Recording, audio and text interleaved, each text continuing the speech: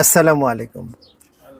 সম্মানিত প্রিয় বন্ধুরা, আমি এই মুহূর্তে এসেছি মান্ডায় একটা বাগানে। আপনারা দেখছেন আমাকে, অনেক গাছপালা এখানে, বিভিন্ন ধরনের। এখানে আনারের গাছ আছে, জাম্বুরার গাছ আছে, ওরবরির গাছ আছে, গ্যান্ডারির গাছ আছে, পেঁপে গাছ, কমলা গাছ, আম গাছ।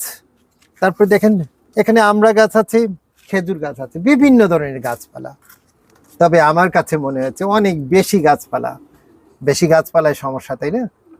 ছাদে প্রয়োজন অনুযায়ী গাছপালা রাখা লাগবে। তবে তাদের আন্তরিকতা, এই পরিবারের যে আন্তরিকতা, ছাদ বাগানে বৃক্ষের প্রতি যে প্রেম, প্রকৃতি এবং পরিবেশের ভারসাম্য বজায় রাখার জন্য গাছপালা আমাদের অনেক প্রয়োজন।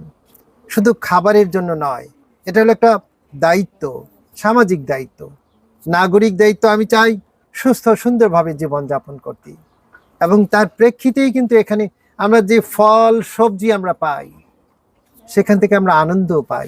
এই আনন্দের মূল্য কতখানি, অনেক বেশি নয়?